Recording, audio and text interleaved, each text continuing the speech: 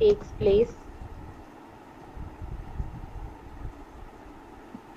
up to cellular level, through which exchange of gases takes place up to cellular level। के circulatory system में सारा बताऊंगी क्या है। सर्कुलेटरी सिस्टम में एक सर्किट की फॉर्म में गैसेस जो हैं वो सर्कुलेट करती हैं पूरी की पूरी बॉडी में। कौन सी चीज सर्कुलेट करती है? ब्लड सर्कुलेट करता है, और ब्लड के अंदर ऑक्सीजन एब्जॉर्ब होकर हर सेल तक पहुंचती है, और यही ब्लड हमारा हर सेल से कार्बन डाइऑक्साइड इकट्ठी करके लाता है। और ये एक्सचेंज जो है it should take place up to cellular level. हर हर सेल तक हमने ऑक्सीजन पहुंचानी है। थोड़ा सा ओवरव्यू आपको दे देती हूँ। जब आप सांस लेते हैं तो आप ऑक्सीजन अंदर लेकर जाते हैं, इनहेल करते हैं, वो आपके ब्लड में एब्जॉर्ब हो जाती है। वो ब्लड में कहाँ पे एब्जॉर्ब होती है, थोड़ी सी साइड इंफॉर्मेशन दे देती हूँ। ये कहीं साइड पे लिखेगा, ये चीज खराब नहीं करनी, बिकॉज इसके सेंटर में मैंने आपको ड्रॉ करके देना है सर्कुलेटरी सिस्टम पूरा।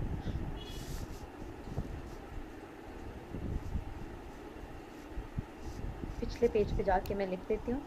हाँ जी, सबसे पहले जो हमारा ब्लड के अंदर क्या होता है, हीमोग्लोबिन होता है। हीमोग्लोबिन इस तरह लिखते हैं। हीमोग्लोबिन HB जो है, इसका ओरिजिनल कलर क्या है? ओरिजिनल कलर है वॉयलेट और ब्लू। ये वो चीजें हैं जो वैसे CSS में पूछ ली जाती हैं। वॉयलेट और ब्लू है।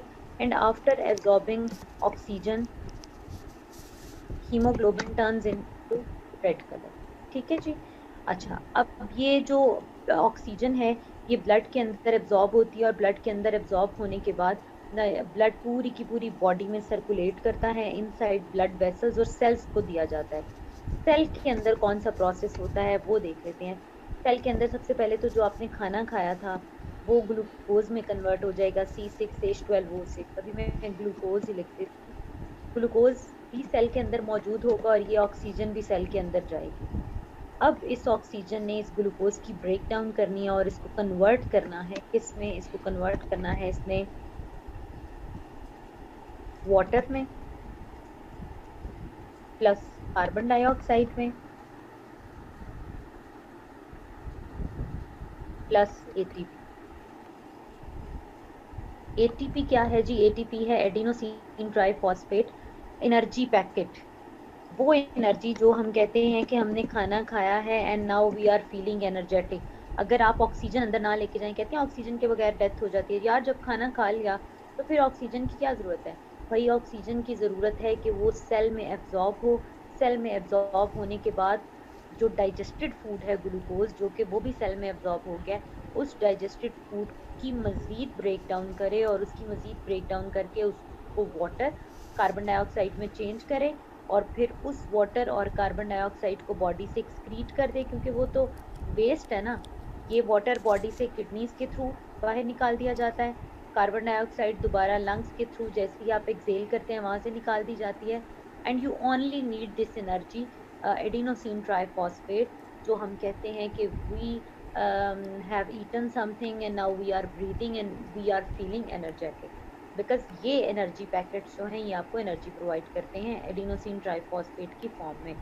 सो ऑक्सीजन को सेलुलर लेवल तक पहुंचाना और कार्बन डाइऑक्साइड को वहां से बाहर निकालना, मतलब ऑक्सीजन को सेल के अंदर पहुंचाना है और कार्बन डाइऑक्साइड को वहां से एक्सेल कराना है। ये चीज किसकी मदद से होती है? ये सर्कुलेटरी सिस्टम की मदद से होती है, जिसको हम क्या कहते हैं? जिसको हम सर्कुलेटरी सिस्टम ही कहते हैं। जो किसकी मदद से होता है? जो कि जो इसके कंपोनेंट्स हैं, अब वो 3 कंपोनेंट्स में आपको लिख देते हैं।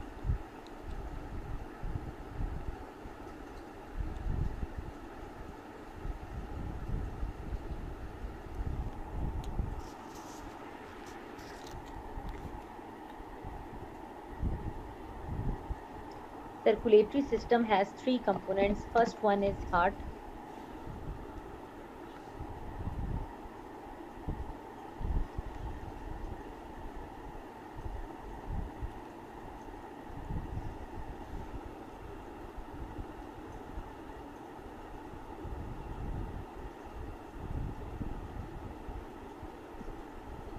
Second, blood vessels.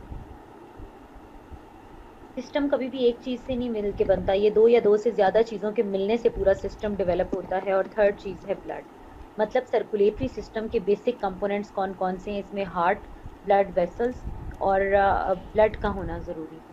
इनसे रेलिवेंट जितनी भी इंफॉर्मेशन है पहले वो लिखते हैं आगे मूव करने से पहले।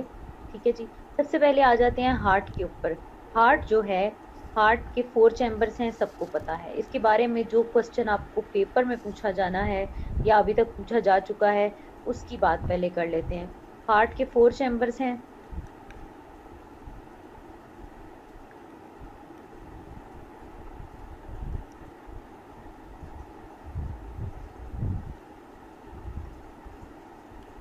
अपर चैम्बर को एट्रिया कहते हैं और लोअर चैम्बर को वेंट्रिकल्स कहते हैं। ये हम आगे जाकर देख लेंगे। एक फिस्ट के साइज का हार्ट होता है और जो हार्ट रेट है एडल्ट ह्यूमन बीइंग का, नॉर्मल एडल्ट ह्यूमन बीइंग का हार्ट रेट जो है वो है 72 टाइम्स पर मिनट। एक मिनट में 72 टाइम्स दिल धड़कता है।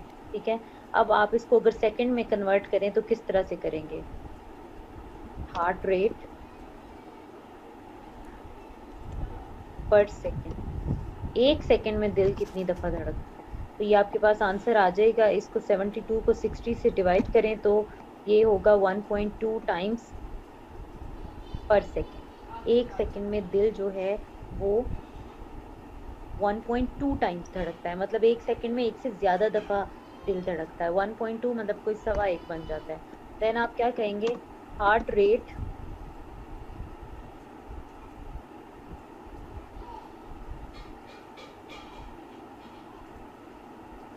One beat of heart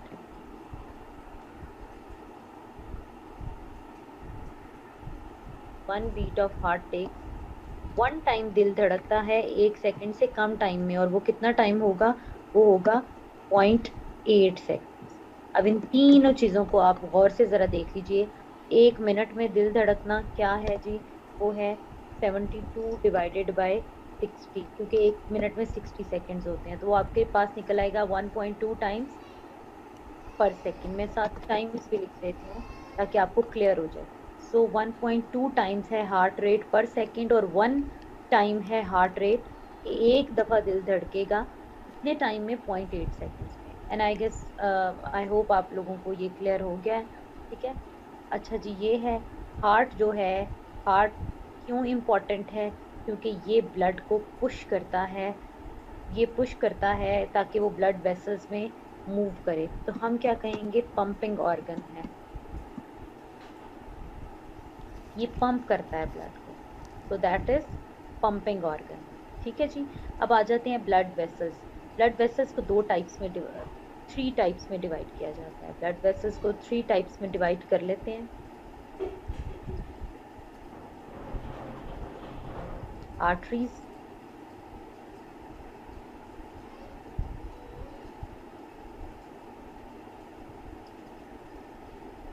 veins and capillaries.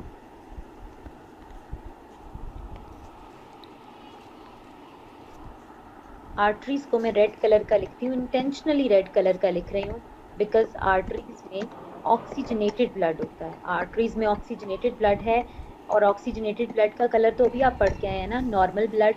Deoxygenated blood का कलर ब्लू होता है, और आर्टरी में ऑक्सीजनेटेड ब्लड होता है, जिसकी वजह से इसका कलर जो है वो रेड होता है। सो आर्टरीज जो हैं वो कैरी करती हैं ऑक्सीजनेटेड ब्लड। ठीक है। इसकी दूसरी जो टाइप है ब्लड वेसल्स की, that is when. Veins carry deoxygenated blood. ठीक है जी, डीऑक्सीजनेटेड ब्लड। और लास्ट टाइप आ जाती है कैपिलरीज की। कैपिलरीज के अंदर किस तरह का ब्लड होता है? कैपिलरीज जो हैं उनमें बोथ टाइप का ब्लड हो सकता है। Capillaries carry both type of blood, arteries, veins और कैपिलरीज। ठीक है जी। आर्टरीज में ऑक्सीजनेटेड, वेन्स में डीऑक्सीजनेटेड, और कैपिलरीज में बोथ टाइप का। बिकॉज वेन्स भी डिवाइड होकर कैपिलरीज में कन्वर्ट होती हैं। कैपिलरीज जो होती हैं 1 सेल थिक ब्लड वेसल्स होती हैं, 1 सेल थिक ब्लड वेसल्स। इनकी जो वॉल होती है वो एक सेल से मिलकर बनी हुई होती है, तो बहुत थिन सी वॉल होती है। इसमें से easily exchange of blood outside and inside जो है वो इट टेक्स प्लेस। ये हो गया।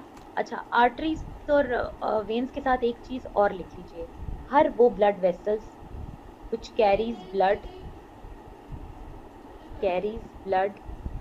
away from heart.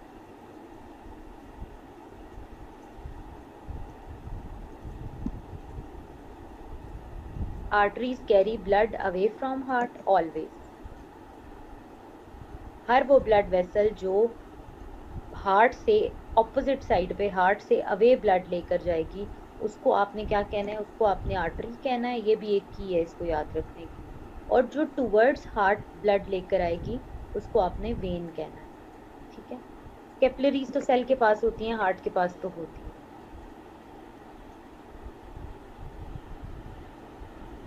When carries blood towards heart, when towards heart blood लेकर आती है, और जो कैपिलरी जो आर्टरी है वो अवे फ्रॉम हार्ट लेकर जाती है। ए से आर्टरी बनता है, ए से अवे बनता है, आपको याद रह जाएगा।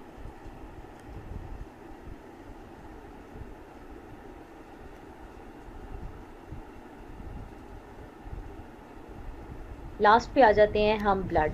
ब्लड के अंदर कौन कौन से कंपोनेंट्स मौजूद होते हैं, जो पहले तो हम ब्लड पे पूरा एक चैप्टर पढ़ा करते थे जब बायो 80 मार्क्स की होती थी, लेकिन अभी जो है, अभी हम इतनी डिटेल में नहीं पढ़ते। सो अब हम ब्लड देखते हैं, ब्लड के अंदर कौन कौन से टाइप के चीज़ें मौजूद हैं।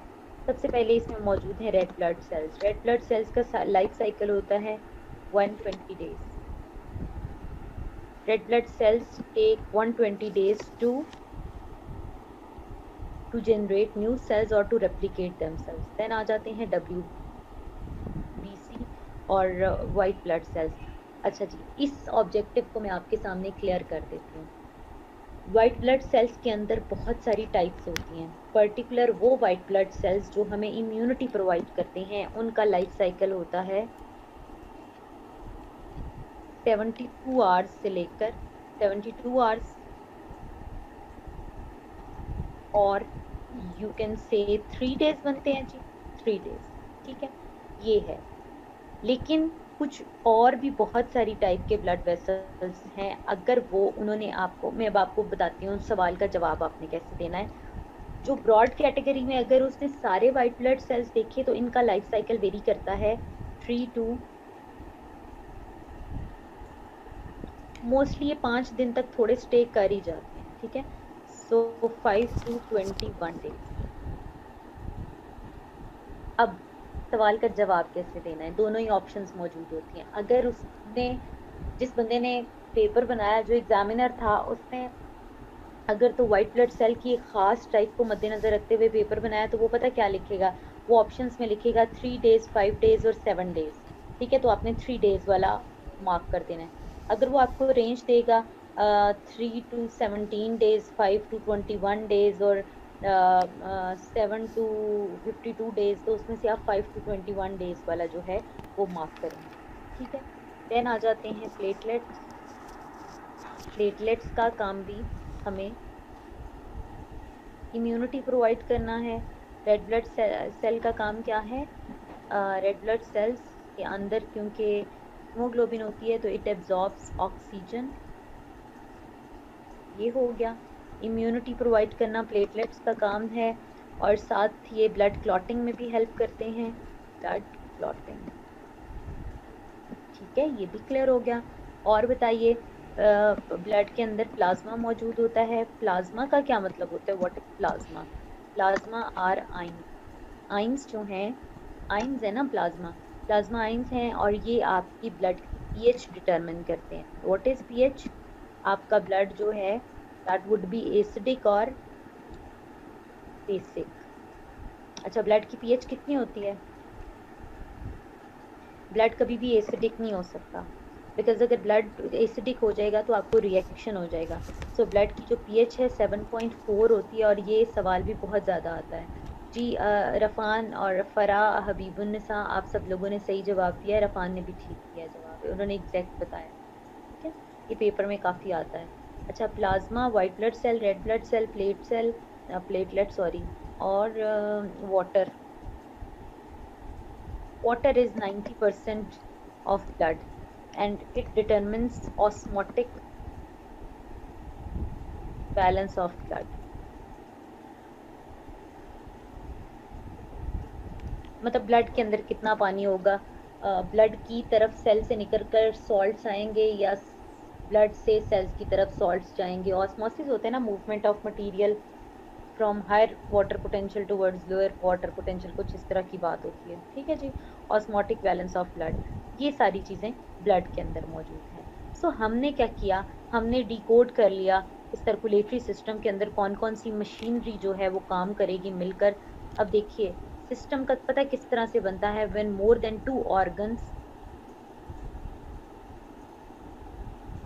वर्क सिस्टमैटिकली और cooperate with each other to perform a single function, ठीक है। व्हेन 2 और मोर देन 2 ऑर्गन्स, मैं बता देती हूँ, 2 और more than 2 organs work together to perform a single function in human body, ठीक है। तो इट डेवलप्स ह्यूमन बॉडी और इन एनी एरिया और डोमेन ऑफ आवर लाइफ, ठीक है जी।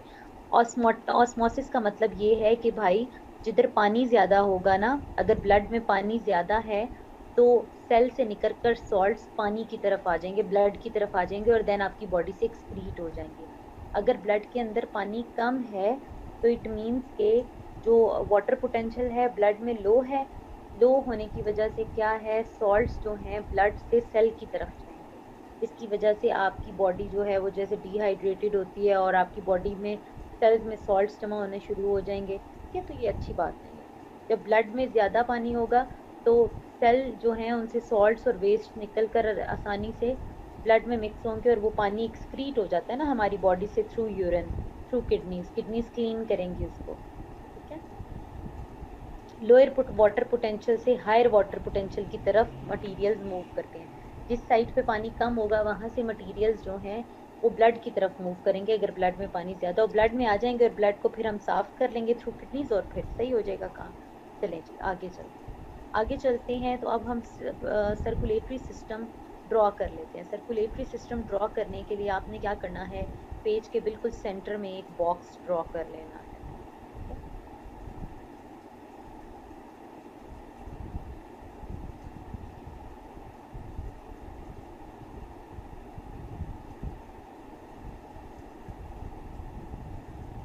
आपको बहुत अच्छा सा आज हार्ट समझ आ जाएगा इंशाल्लाह। और मैं कहती हूँ कि इस तरह इंसान को पढ़ना चाहिए कि फिर उसको ना कभी भूले ना। अच्छा हमारे ना सीएसएस में ये बड़ा पढ़ते हुए, क्योंकि इतना ज़्यादा हमने पढ़ना होता है, ये बहुत ज़्यादा मैंने प्रॉब्लम देखा है कि हमें ना चीज़ें भूल जाती हैं। हम ना आधे से दिल से पढ़ते हैं। मेरी अपना ये क्या था, शॉर्ट कमिंग होता है या वीकनेस थी कि हम ना पहले शुरू में ना आधे से दिल से पढ़ते हैं। हम कहते हैं नहीं इसको ना मैं बाद में सेकंड रिवीजन में परफेक्ट कर लूंगा। लेकिन मैंने अभी ये सीखा है कि जब आप एक दफा चीज पढ़े ना तो उसको एक दफा इतना अच्छा से पढ़ लें कि यार मतलब आपको ना रिवीजन की जरूरत ही ना पड़े, ठीक है। आपकी इतनी उस पे हो जाए, रिवीजन ने भी तो टाइम ही लेना है ना, तो एक दफा टाइम लगा दो बजाय इसके कि हम बार बार एक चीज पे टाइम लगाएं। अच्छा जी, हार्ट के हैं 4 चैम्बर्स, अपर चैम्बर और लोअर चैम्बर। अब देखें जो आपकी राइट साइड है ना वो स्क्रीन पे लेफ्ट साइड होगी, ठीक हो गया ना। मतलब आपके लेफ्ट साइड पे मैं राइट लिखूंगी क्योंकि वो उल्टा है ना, हमारे ऑपोजिट है। तो हमारे बिल्कुल ऑपोजिट साइड है अपनी। आप अभी बैठे हुए हैं, अभी एक सोफे पे बैठे हैं, जाकर ऑपोजिट साइड वाले सोफे पे बैठ जाएं तो आपकी राइट साइड लेफ्ट पे हो जाएगी, लेफ्ट साइड राइट पे हो जाएगी। तो मैं इसलिए इसको लिख रही हूँ राइट एट्रियम। ये देखें लेफ्ट हैंड साइड पे मैंने राइट लिखा है और यहाँ पे राइट वेंट्रिकल। मैंने आपको यही कहा था ना, लोअर चैम्बर्स को मैं वेंट्रिकल, मैंने मतलब उनका नाम रखा हुआ है। लोअर चैम्बर्स को हम वेंट्रिकल कहते हैं और अपर चैम्बर्स को हम एट्रियम कहते हैं। यहाँ पे अपने राइट हैंड साइड पे हम लेफ्ट लिख, पहले हम डायग्राम बना लेते हैं, इसको मार्क कर लेते हैं एंड देन फिर मैं आपको पढ़ाऊंगी और ये हमारा कोई 10 मिनट में सॉल्व हो जाएगा। लेफ्ट वेंट्रिकल,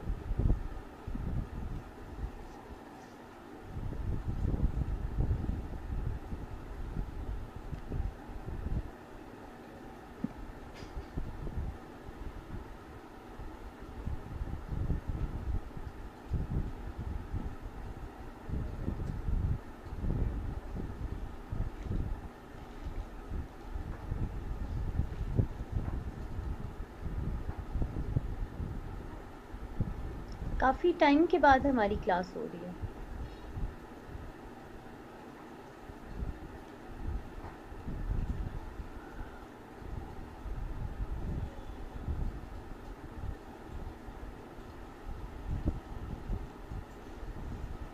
जी सुभान, काफी टाइम ही हो गया है। तो सब जल्दी जल्दी करते हैं, इस वीक में सिलेबस खत्म करते हैं यार ईद से पहले, ताकि आप लोग को टेस्ट वेस्ट भी दें।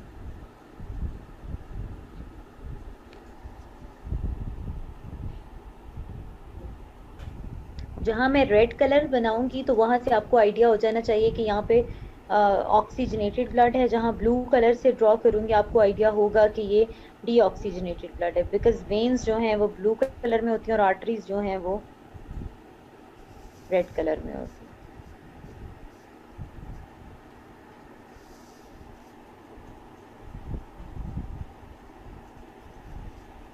ये डीऑक्सीजनेटेड ब्लड है इसमें, तो इट मीन्स ये कैपिलरीज हैं जो वेन से आगे डिवाइड हुई हुई थी, और ये फिर सारी की सारी एक बड़ी वेन के अंदर इकट्ठी हो रही हैं।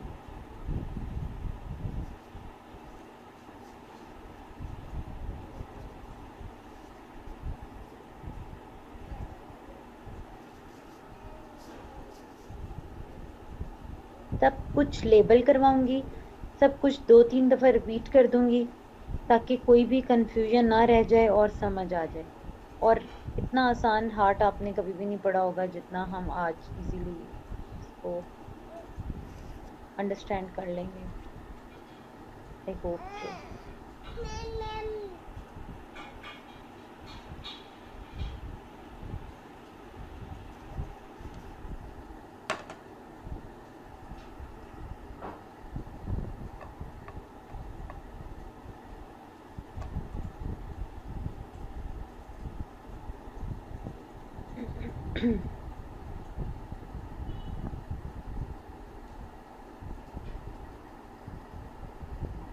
जी अगर बना लिया तो मैं स्टार्ट करूं पढ़ाना, क्योंकि मैंने साथ साथ बोलना है। अब पागलों की तरह, बच्चों की तरह नोट करना शुरू नहीं कर देना, ठीक है? अच्छा जी, नोट करने का मतलब ये है कि जो मैं बोलूँगी वो नहीं कर देना। अच्छा जी, एट्रियम का मतलब है अपर चैम्बर्स ऑफ हार्ट, और वेंट्रिकल का मतलब है लोअर चैम्बर्स ऑफ हार्ट, ठीक है जी। ऊपर 4 खाने होते हैं ना, ऊपर वाली मंजिल का नाम है एट्रियम और नीचे वाली मंजिल का नाम है वेंट्रिकल। ऊपर भी 2 बेडरूम है, नीचे भी 2 बेडरूम है, ठीक है जी। अब मैं स्टार्ट करने लगी हूँ डीऑक्सीजनेटेड ब्लड। तो साथ साथ इसको जो है मैं मार्क भी करती जाती हूँ। यहाँ पे सबसे पहले लिख लेते हैं डीऑक्सी ब्लड।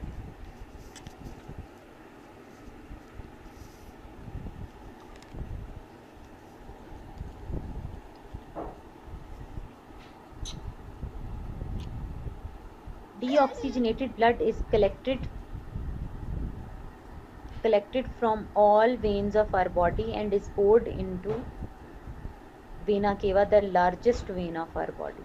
ठीक है, अब इसको साथ साथ मार्क कर लो, फिर अच्छे से तरीके से बोल। ये जो है ये largest vein of our body है वेना केवा। सारी की सारी वेन्स आकर इसमें गिरती हैं।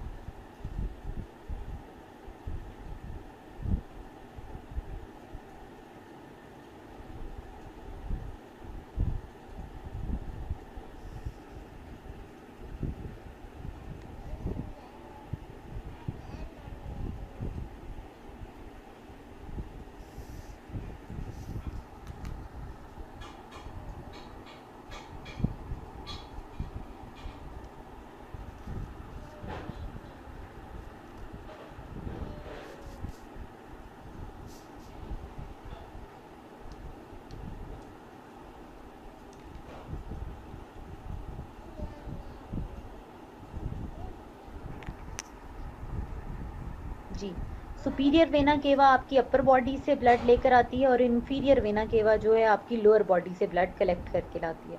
ठीक है, अब स्टार्ट करने लगी हूँ जी topic. Deoxygenated blood is collected through largest vein of our body known as vena cava and is poured into right atrium of heart. Deoxygenated blood is collected through largest vein of our body known as vena cava and is poured into right atrium of heart. So blood जो है वो सबसे पहले किस में आता है? right atrium में. ठीक है जी. Then right atrium contracts. Then right atrium contracts and blood is poured into right ventricle. अब जब राइट एट्रियम कॉन्ट्रैक्ट करता है और ब्लड राइट वेंट्रिकल में जाने लगता है तो it passes through tricuspid valves. यहाँ पे ट्राइकस्पिड वॉल्व होते हैं, 3 फ्लैप्स होते हैं और यू कैन से 3 गेट्स होते हैं जिनमें से ब्लड पास करता है और पास करने के बाद ये नीचे वाले चैम्बर में आ जाता है जिसको हम राइट वेंट्रिकल कहते हैं. ठीक है. और ये जो हैं ये वॉल्व्स जो हैं ये one way flow of blood को इंश्योर करते हैं. ये मेक श्योर करते हैं कि यहाँ से ब्लड एक दफ़ा नीचे की तरफ आए तो जब ये कॉन्ट्रैक्ट हो राइट वेंट्रिकल तो ब्लड वापस ना जाए. तो one way flow of blood is insured through tricuspid valve. अब हम इसको लेबल कर लेते हैं ट्राइकस्पिड वॉल्व को.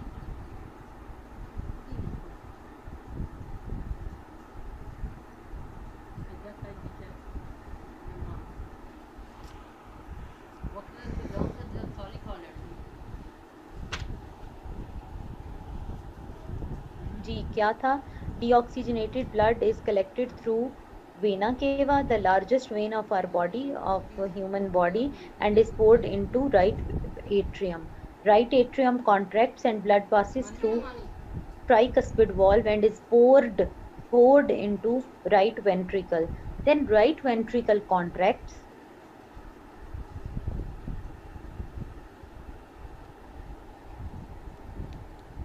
Then right ventricle contracts and blood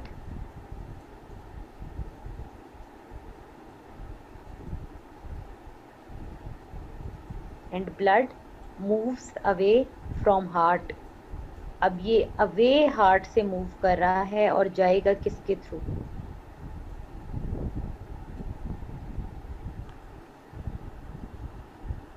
Blood moves away from heart towards lungs through. अब इसका नाम बताइए. ब्लड तो इसमें डीऑक्सीजनेटेड है अभी तक. ठीक है. पल्मोनरी वेन नहीं होगा. ब्लड तो इसमें डीऑक्सीजनेटेड है अभी तक और लेकिन ये ब्लड उसको हम आर्टरी कहेंगे. So technically on the basis of direction इसका नाम हो जाएगा आर्टरी. और ये क्योंकि लंग्स की तरफ लेकर जा रही है तो लंग्स की तरफ ले जाने की वजह से हम इसको क्या कहेंगे? हम इसको पल्मोनरी आर्टरी कह देंगे. तो ये क्या है जी? ये देखिए ये ओनली आर्टरी है इन human body whose name is artery but it carries deoxygenated blood. Pulmonary artery is the only artery which carries deoxygenated blood. इसके ऊपर यहाँ पे स्टार लगाना पड़ेगा और ये सिर्फ और सिर्फ वाहिद वो आर्टरी है जिसके अंदर डीऑक्सीजनेटेड ब्लड होता है. इसका नाम पल्मोनरी आर्टरी सिर्फ और सिर्फ इस वजह से है क्योंकि ये on the basis of direction जो है ये ब्लड को अवे हार्ट से लेकर जा रही है, इस वजह से इसको आर्टरी कह दिया. यहाँ पे आके ब्लड लंग्स के अंदर आकर इसमें क्या ऐड होगा? लंग्स के अंदर आकर इसमें ऑक्सीजन ऐड होगा. जैसे ही ऑक्सीजन ऐड हो जाएगा तो अब आप मुझे बताइए कि अब ब्लड का कलर क्या हो जाएगा?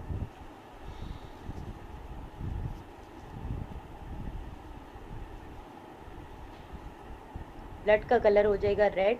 और जो रेड कलर का ब्लड है अब वो किधर मूव करेगा? वो मूव करेगा लेफ्ट एट्रियम की तरफ. मतलब हमें ये पता लगा कि जो ऑक्सीजनेटेड ब्लड है, ऑक्सीजनेटेड ब्लड जो है एग्जैक्टली एओर्टिक वॉल्व आगे आके आता है, वो एओर्टा के अंदर होता है. अच्छा जी, लेफ्ट एट्रियम में आ जाएगा तो लेफ्ट एट्रियम में आ गया. अब लेफ्ट एट्रियम लेफ्ट साइड पे हार्ट के ऑक्सीजनेटेड ब्लड होता है. ठीक है.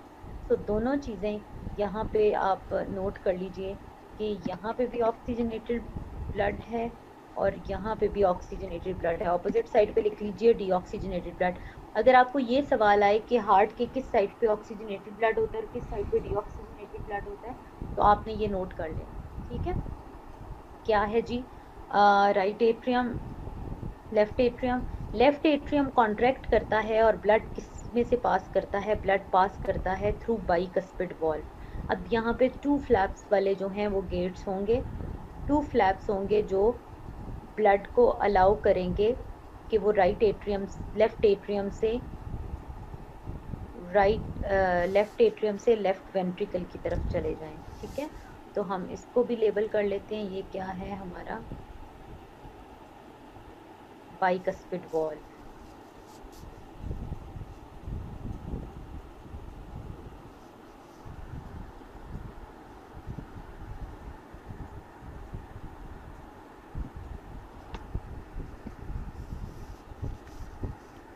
ठीक है, ब्लड में ऑक्सीजन ऐड करा लाए, अब ऑक्सीजन को किधर पहुंचाना है, अब ब्लड को किधर पहुंचाना है, ब्लड को ऑब्वियसली आपने बॉडी की तरफ ही पहुंचाना है ना।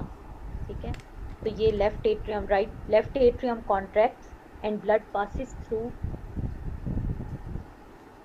bicuspid valve and is poured into left ventricle. Then left ventricle contracts and blood moves away from heart through largest artery of human body known as aorta.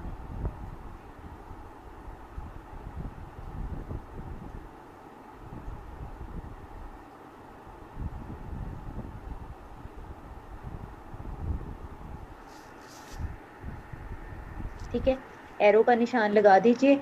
और आर्टरीज आगे जाके किस में डिवाइड हो जाती हैं, छोटी आर्टरीज में, और छोटी आर्टरीज किस में डिवाइड हो जाती हैं, कैपिलरीज में।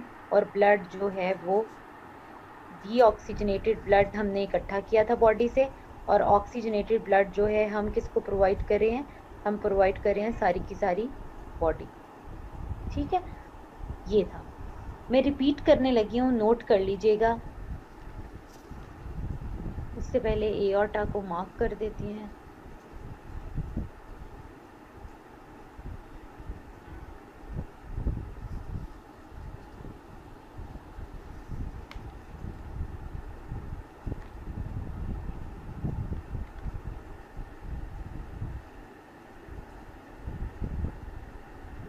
Largest vein of our body known as vena cava and is poured into right atrium of heart. Right atrium contracts and blood passes through tricuspid valve to ensure smooth one-way traffic of blood, and blood is poured into right ventricle. Then right ventricle contracts and blood passes through nothing, and blood moves through pulmonary artery towards lungs. It is named as pulmonary artery on the basis of direction, because it is carrying blood away from heart. ठीक है, so only on the basis of direction it is named as artery, and it is carrying blood towards lungs. That's why we are calling it pulmonary. On the opposite side, after adding oxygen from lungs,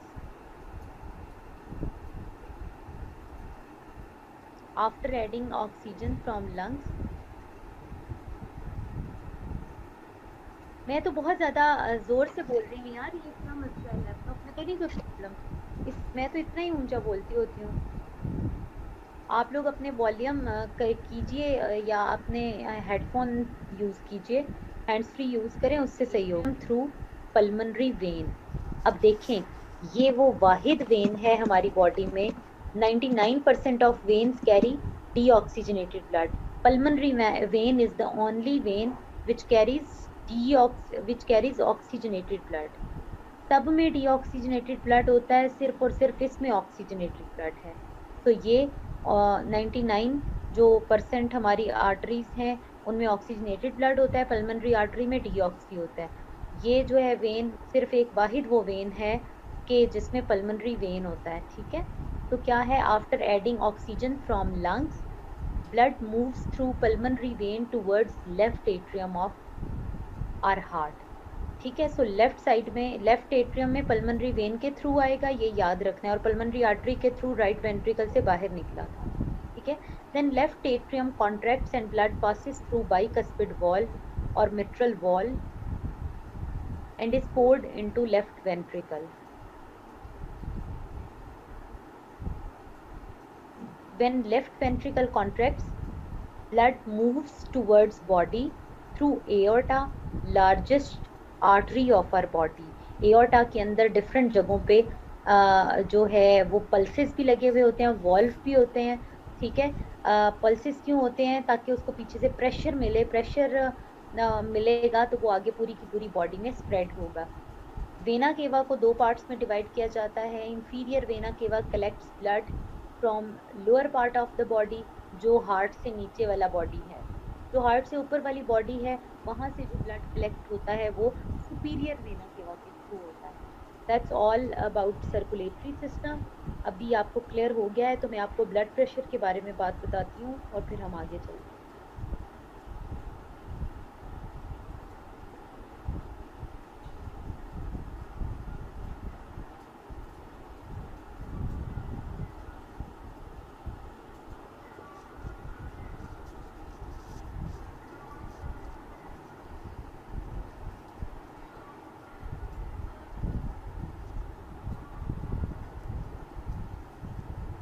जी जो blood के अंदर जो क्या होता है, सुराख होता है ना, वो राइट एट्रियम और लेफ्ट एट्रियम की वॉल्व के बीच में सुराख हो सकता है, जिसमें जिसकी वजह से ऑक्सीजनेटेड और डीऑक्सीजनेटेड ब्लड जो है वो क्या हो जाता है, वो मिक्स हो जाता है।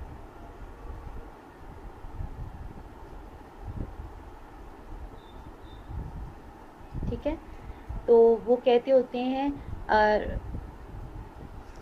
एट्रियल वॉल के बीच में जो है वो सुराख होता है, बाकी किसी चीज के बीच में नहीं होता। सो यहाँ पे करके होता है, जो कहते हैं ना इसके दिल में सुराख है, तो वो यहाँ पे ब्लू बेबीज हो जाते हैं बेचारों का, बिकॉज ऑक्सीजनेटेड और डीऑक्सीजनेटेड ब्लड यहाँ पे मिक्स हो जाता है। तो वो राइट एट्रियम और लेफ्ट एट्रियम के बीच में होता है। यहाँ पे आइए, राइट वेंट्रिकल ब्लड को पुश करेगा बाहर की तरफ, लेकिन वो सिर्फ और सिर्फ ब्लड जाएगा आपके लंग्स की तरफ थ्रू पल्मोनरी आर्टरी। जब लेफ्ट वेंट्रिकल बॉडी में ब्लड को पुश करता है तो उसको पीछे से एक फोर्स लगती है। जब वो फोर्स लगती है, फोर्स पर unit area is known as pressure. ठीक है, तो ब्लड प्रेशर हमें on the wall, on the walls of, wall नहीं होती दीवारें, on the walls of blood vessels जो हैं वो फील होती हैं, और वो आर्टरीज की वॉल्स पे फील होती हैं। सबसे पहली बात, तो अगर आपको पूछा जाए ब्लड प्रेशर कहाँ पे मेजर होता है, तो blood pressure is always measured on artery, measured in arteries. ठीक है जी। अच्छा, अब जो ब्लड प्रेशर है, आपने देखा होगा ब्लड प्रेशर की एक अपर लिमिट भी होती है और एक लोअर लिमिट भी होती है। उसका क्या मतलब होता है? ब्लड प्रेशर हम कहते हैं 80 मिलीमीटर ऑफ मर्करी से लेकर 120 मिलीमीटर ऑफ मर्करी उसकी हायर लिमिट होती है, यहाँ तक जो है वो वेरी करता है। ठीक है, मर्करी स्मॉल जी होता है, एच जी इस तरह होता है ना, ये।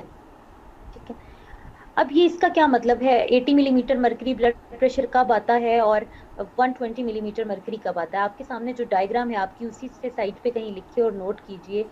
जब वेंट्रिकल कॉन्ट्रैक्ट करते हैं ना, कॉन्ट्रैक्ट करते हैं तो ब्लड को पीछे से पुश करते हैं, पुश करते हैं तो मैक्सिमम किसी चीज को धक्का लगता है, वो आगे जाके जोर से वॉल्स ऑफ कैपिलरीज के साथ टकराती है, तो वो जो ब्लड प्रेशर की वैल्यू आती है वो 120 मिलीमीटर आती है, जो कि मैक्सिमम है। And you can define it as ventricular contraction.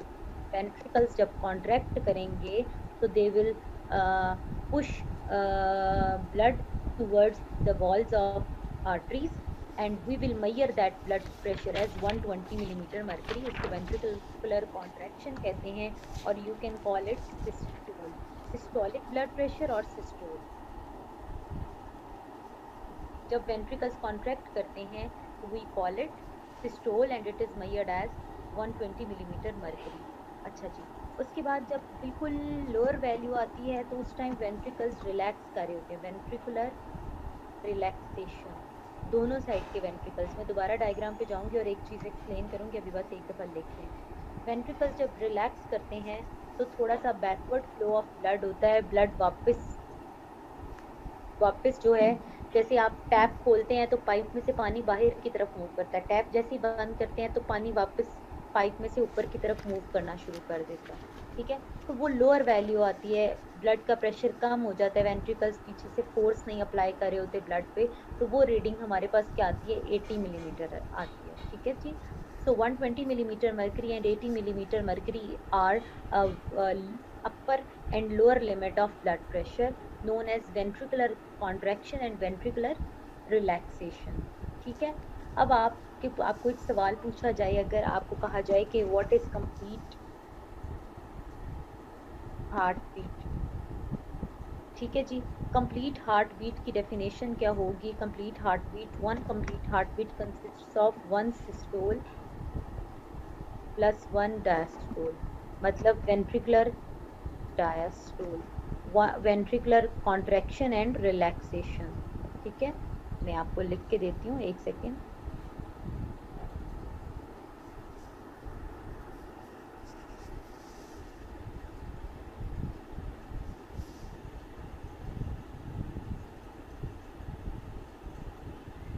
Heart beat, one heart beat को डिफाइन करने के बहुत से तरीकेकार हैं, आप इसको इस तरह भी डिफाइन कर सकते हैं, मतलब मैं दोबारा ही लिख देती हूँ, ventricular contraction plus ventricular relaxation, और इसकी वजह से जो साउंड प्रोड्यूस होती है उसको लब डब कहते हैं। वन हार्ट बीट से जो साउंड प्रोड्यूस होती है, कॉन्ट्रैक्शन से जो साउंड प्रोड्यूस होती है, दैट इज कॉल्ड लब, और दूसरी साउंड है डब, वो जो दिल के धड़कन की आपको आवाज आती है वो ये है। ठीक है, अब आप मुझे बताइए, अगर मैं आपको पूछूं कि सिस्टोल कितने सेकंड में कंप्लीट होता है और डायस्टोल कितने सेकंड में कंप्लीट होता है? हाफ हार्ट बीट सिस्टोल है और हाफ हार्ट बीट आपका डायस्ट्रैक्शन, और 0.4 सेकंड्स में ये रिलैक्सेशन गुजरती है। ठीक है, अगर आपको कोई एमसीक्यूज में डायग्राम बना के ए और बी मार्क किया गया हुआ और उसमें पूछा सिस्टोल कौन सा है, तो ये सिस्टोल है, और डायस्टोल कौन सा है, तो ये डायस्टोल है, जिसमें वो रिलैक्स करता है। ठीक है, इधर आइए। अब होता पता क्या है, दोनों राइट एट्रियम और लेफ्ट एट्रियम दोनों रिलैक्स करते हैं at the same time to get filled by oxygenated as well as deoxygenated blood. अब गौर से सुनिएगा, right atrium and left atrium both relax to receive deoxygenated blood through vena cava and oxygenated blood through pulmonary vein. Vena cava और pulmonary vein दोनों towards heart at the same time deoxygenated और oxygenated blood लेकर आते हैं।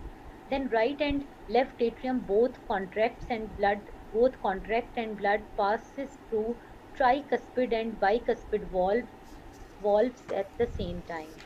ठीक है जी, blood is poured into right ventricle and left ventricle, then both ventricles contract and blood moves towards lungs through pulmonary artery and towards body.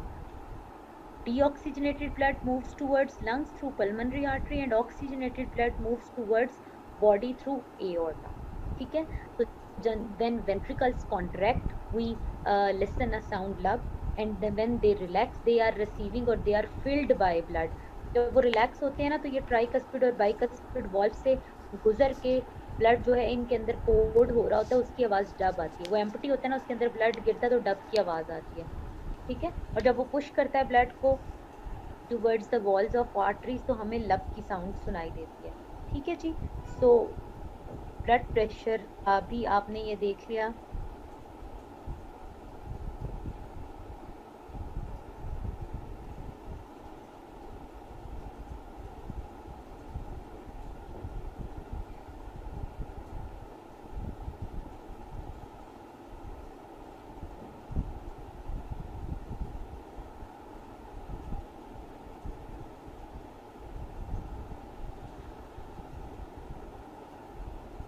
Right और right side of heart और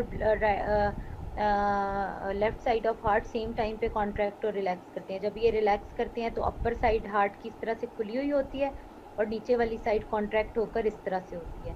ठीक है, then फिर अपर साइड जो है वो contract हो जाती है, कॉन्ट्रैक्ट होकर, और ये लोअर साइड जो है रिलैक्स होती है, ओपन हो जाती है, तो हार्ट स्टॉप। ये जो आपको हार्ट की डायग्राम दिखाई जाती है ना, it depends on it's contraction and relaxation. ठीक है, क्लियर हुआ?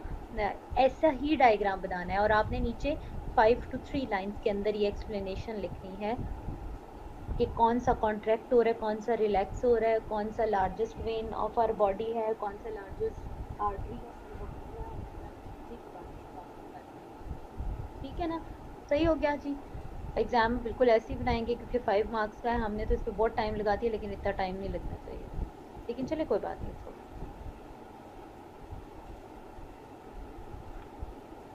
नेक्स्ट टॉपिक स्टार्ट कराती हूँ, स्टार्ट करा के फिर हम नमाज की ब्रेक ले लेंगे और आकर उसको कंप्लीट कर लेंगे। बिकॉज अगर अभी ना कराया ना, क्योंकि आर्टरीज हमारी जो है ना वो तंग हो जाती हैं, उसके अंदर फैट जम जाता है तो ब्लड प्रेशर ज़्यादा फील होता है। डाइजेस्टिव सिस्टम,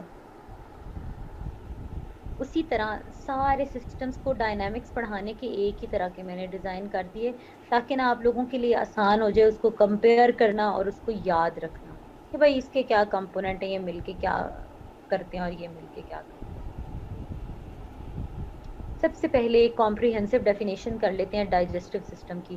डाइजेस्टिव सिस्टम की डेफिनेशन क्या है? कोलेस्ट्रॉल क्या होता है? कोलेस्ट्रॉल भी होता है गुड फैट बैड फैट।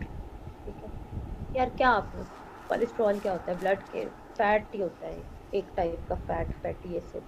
अच्छा जी, डाइजेस्टिव सिस्टम, डाइजेस्टिव सिस्टम की क्या डेफिनेशन है? Digestive system is a system through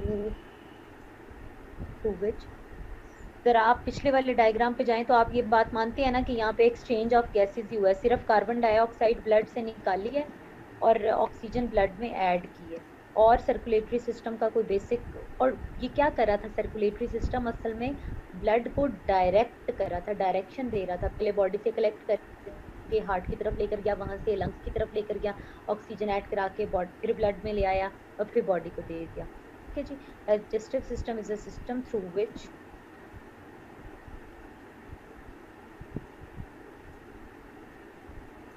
complex molecules of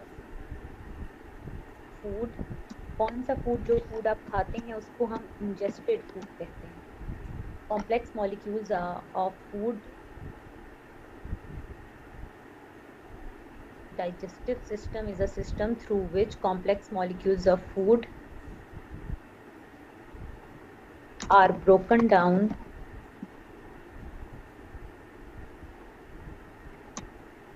into smaller molecules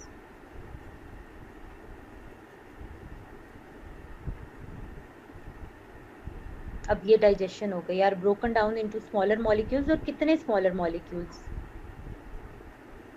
through which complex molecules of ingested food are broken down into smaller molecules that are capable of cellular absorption। इतना छोटा उनको तकसीम कर देना है, छोटे छोटे छोटे छोटे उसमें, कि वो सेल में एब्जॉर्ब हो जाए। सेल में एब्जॉर्ब कौन सी चीज होती है? लेक्चर स्टार्ट करने से पहले मैंने आपको बताया था सेल के अंदर कौन सी फॉर्म में होता है जी फूड एब्जॉर्ब। ठीक है, देन उसके बाद एसोफेगस से गुजरता हुआ फूड पहुंच जाता है second important part of digestive system में, दैट इज स्टमक। स्टमक के अंदर विच पार्ट ऑफ फूड की डाइजेशन स्टार्ट होगी? That is protein. ठीक है, उसके बाद फूड मूव करेगा स्मॉल इंटेस्टाइन की तरफ, और स्मॉल इंटेस्टाइन में आप स्मॉल इंटेस्टाइन की तरफ मूव करेगा तो स्मॉल इंटेस्टाइन में किस कंपोनेंट ऑफ फूड की डाइजेशन होगी? इंटेस्टाइन। स्मॉल इंटेस्टाइन जो है बहुत सारी जगहों से हेल्प शेल्प लेकर किसको डाइजेस्ट करेगा? फैट्स को डाइजेस्ट करेगा। मैंने जब आपको पहले ही डीकोड कर दिया ना तो आपको बहुत आसानी हो जाएगी आगे पढ़ने के लिए। एक तो यहाँ पे फैट्स की डाइजेशन स्टार्ट होनी है, और जो पीछे इतना हम खिलारा मचा के आए हुए हैं सबकी डाइजेशन हमने स्टार्ट करा दी, कार्बोहाइड्रेट्स की भी, प्रोटीन्स की भी और फैट्स की भी। तो अब हमें डाइजेशन कंप्लीशन भी करानी है, तो डाइजेशन कंप्लीशन भी यहीं पे होती है। डाइजेशन कंप्लीशन मतलब कार्ब्स, प्रोटीन्स और फैट्स जिनकी डाइजेशन हमने स्टार्ट कराई थी वो अब यहाँ पे कंप्लीट होगी, एक बात। और दूसरी बात ये कि एब्जॉर्प्शन इनटू ब्लड स्ट्रीम, अब यहाँ पे एब्जॉर्ब होना है ये ब्लड, ये फूड जो आप खा रहे थे डाइजेस्ट भी कर लिया, अब इसको एब्जॉर्प्शन होगा ना, एब्जॉर्प्शन इनटू ब्लड स्ट्रीम, ये भी स्मॉल इंटेस्टाइन में हो जाता है। जब लार्ज इंटेस्टाइन पे फूड पहुंचता है तो 99% it is converted into waste, waste में कन्वर्ट हो चुका होता है। 1% अगर इसमें कोई न्यूट्रिएंट हो तो उसकी रीअब्जॉर्प्शन के लिए इसको इतना लंबा जो पाथ है वो घुमाया जाता है, एब्जॉर्प्शन। ठीक है, लार्ज इंटेस्टाइन में वेस्ट होता है लेकिन वाटर और कुछ सॉल्ट्स की रीअब्जॉर्प्शन के लिए इसको इतना लंबा पाथ घुमाया जाता है। Last part is rectum. Fifth part, मैंने 5 पार्ट्स में इसको डिवाइड कर दिया, बेसिक मोटे मोटे जो पार्ट्स हैं। रेक्टम जहाँ पे वेस्ट स्टोरेज होता है for some time before it is excreted out of the body.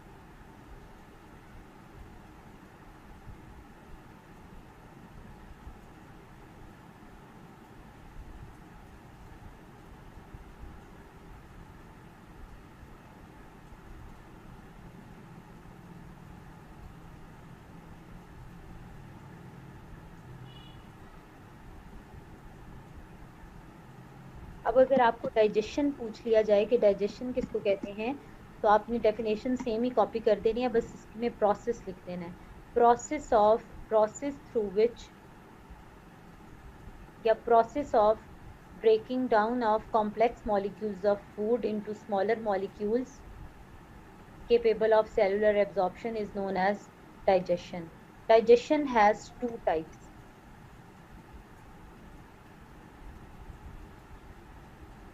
First one is mechanical digestion.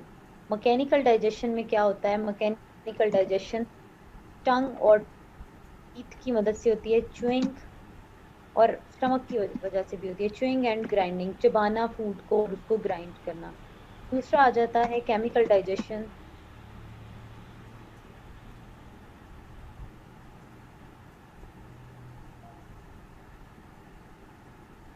Chemical digestion में केमिकल ब्रेकडाउन होती है, उसमें छोटे छोटे टुकड़ों में तकसीम करना है और इसमें केमिकल ब्रेकडाउन होगी। केमिकल ब्रेकडाउन का मतलब होता है कि आप उसकी केमिकल कंपोजिशन फार्मूला ही चेंज कर दें। Chemical breakdown with the help of और the action of enzymes. Chemical breakdown with the help of enzymes. Mechanical digestion and chemical digestion. Digestion has two types. और chemical digestion हमारी oral cavity और mouth से start हो जाती है। ठीक है, क्योंकि यहाँ पे भी माउथ और oral cavity में भी बहुत सारे एंजाइम्स मौजूद होते हैं।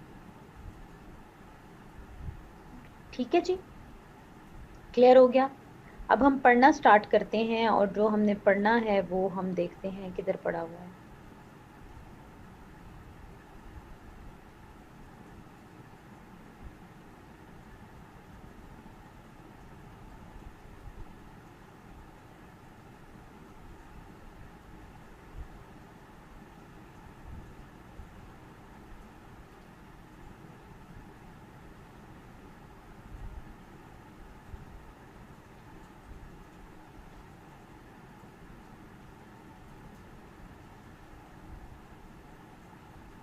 स्क्रीन चेंज कर दूं? मेरे ख्याल से तो लिख लिया होगा।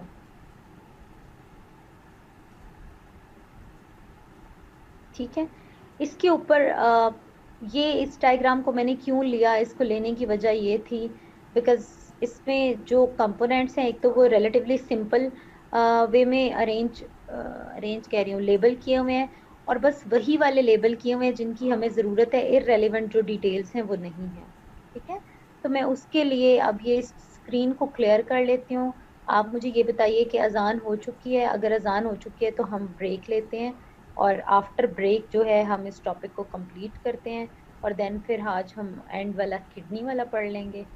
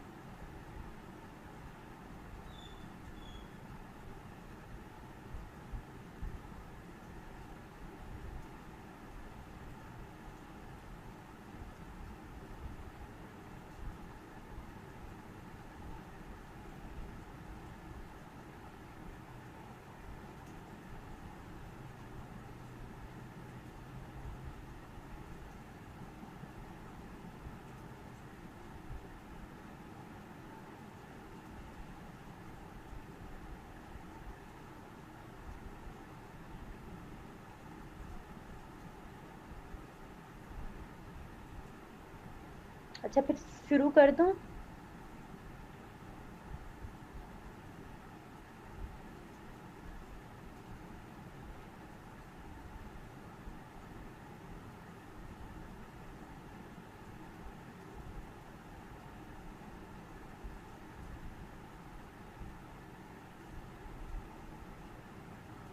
ठीक है जी, ब्रेक ले लेते हैं फिर।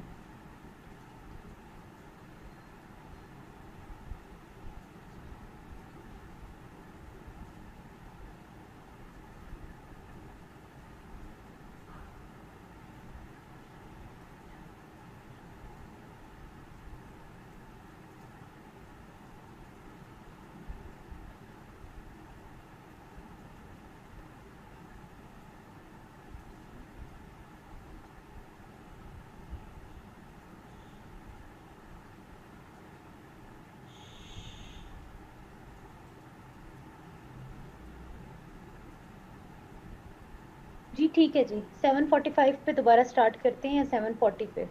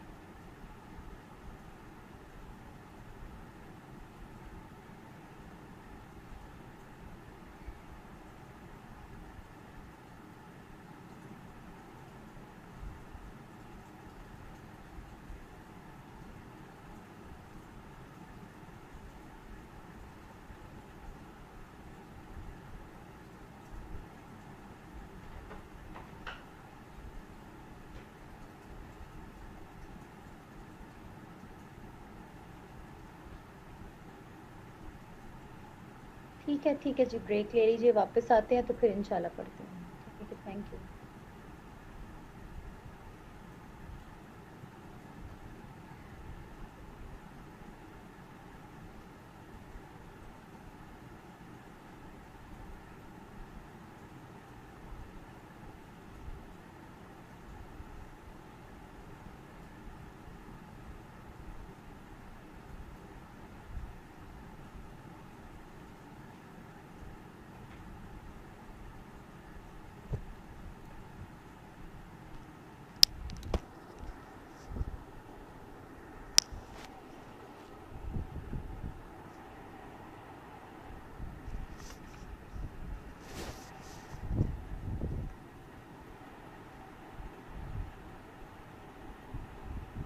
हीट हो जाए।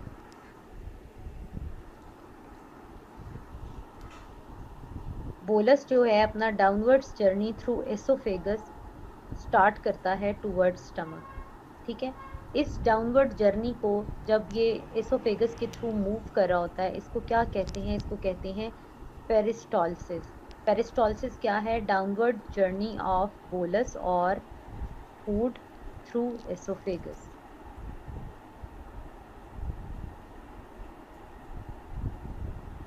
पेरिस्टॉल्सिस एंटायर हमारा जो डाइजेस्टिव ट्रैक्ट है उसके थ्रू जो फूड मूव करता है, ये पेरिस्टॉल्टिक मूवमेंट्स की वजह से मूव करता है।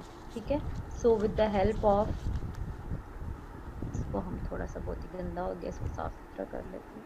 With the help of peristalsis food moves through entire alimentary canal और डाइजेस्टिव ट्रैक्ट। ठीक है जी, अब फूड हमारा पहुंच जाएगा स्टमक में। सो हम स्टमक के इर्द गिर्द ये देखें, जिस जिसको मैं पढ़ाती जा रही हूँ उसको हम बॉक्स में कन्वर्ट करते जा रहे हैं। तो जब फूड हमारा स्टमक में आ जाएगा, तो अब हम सेकंड नंबर पे हमारा जो कंपोनेंट था दैट वाज स्टमक।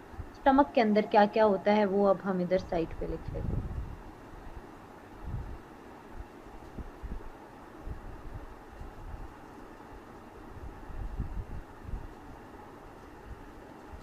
पेरिस्टॉल्सिस में कहीं और लिखूंगी, अभी ना मुझे इधर स्टमक लिख लेने दें।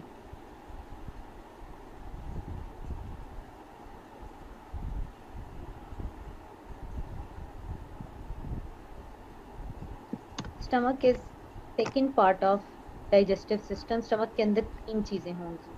सबसे पहले स्टमक की वॉल के साथ एक प्रोटेक्टिव लाइनिंग होती है, उस प्रोटेक्टिव लाइनिंग को हम क्या कहते हैं, उसको हम कहते हैं mucus, mucus lining. Mucus lining का क्या काम है, म्यूकस लाइनिंग का काम है it protects walls of stomach, ये वॉल्स ऑफ स्टमक को प्रोटेक्ट करती है म्यूकस लाइनिंग। सेकंड हमारा क्या होता है, स्टमक के अंदर होता है कॉन्सेंट्रेटेड HCl।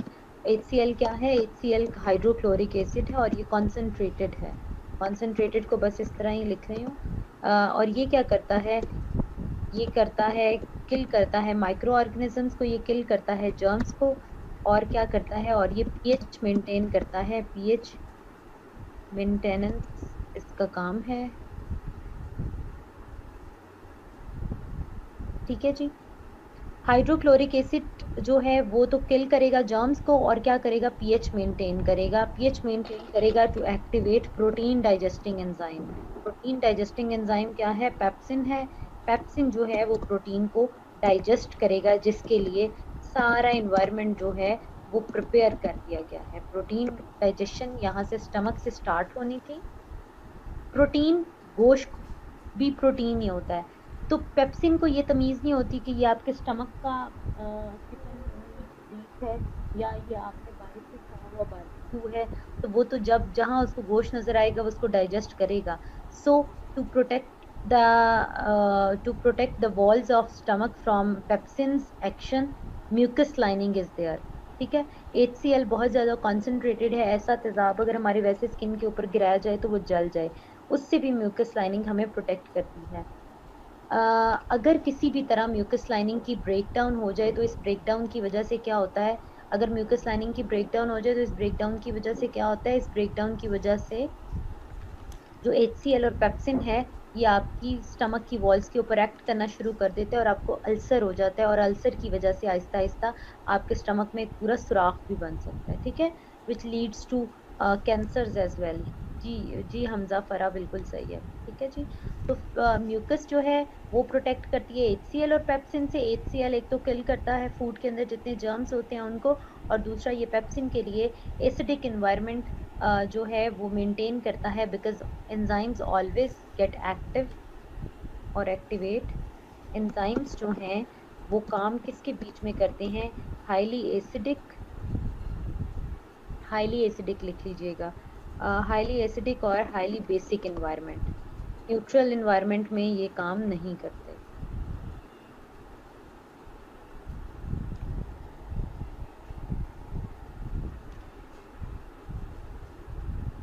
ठीक है, ये हो गया। उसके बाद फूड, जो स्टमक के अंदर जो फूड मौजूद होता है उस फूड को क्या कहते हैं, उसको हम कहते हैं काइम। उसी फूड का नाम जिसको हम पहले बोलस कह रहे थे, जब इसके अंदर ये सारी चीजें मिक्स हो गई, now we are calling it as chyme. ठीक है जी, काइम चाइम जो भी है, जो आपने कहना है कह लें। थर्ड जो पार्ट है, थर्ड इम्पोर्टेंट पार्ट है स्मॉल इंटेस्टाइन। अच्छा, हाँ जी, स्मॉल इंटेस्टाइन। स्मॉल इंटेस्टाइन हमारा किधर है, स्मॉल इंटेस्टाइन जस्ट एक ये येलो कलर का पार्ट है। ठीक है, ये येलो कलर का पार्ट है, और इस पार्ट को आपने, मैं ना आपको भी ये ड्रॉ करके भी दिखाती हूँ बाद में, जरा यहाँ से फ्री होके। ये स्मॉल सा पार्ट है और इस पार्ट के अंदर क्या है, जस्ट ये बाकी जगहों से हेल्प लेगा। ये जस्ट एक जगह है जहाँ पे ये बहुत एक लंबा सा रास्ता है, ट्रैक्ट है, जहाँ पे मैक्सिमम टाइम के लिए फूड रहेगा। इसके हम फैट्स को डाइजेस्ट करेंगे, डाइजेशन कंप्लीशन करेंगे और इसमें एब्जॉर्प्शन करेंगे। तो ये सब कुछ कराने के लिए हमें एक बहुत बड़ी सी जगह चाहिए। So large surface area is provided by small intestine, और स्मॉल इंटेस्टाइन की अब हेल्प कौन कौन करेगा ये हम देखते हैं।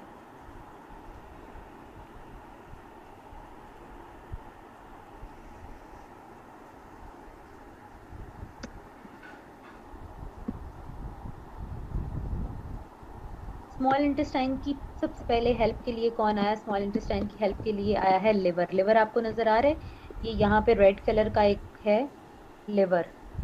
ठीक है, लिवर क्या करता है, लिवर प्रोड्यूसेस बाइल।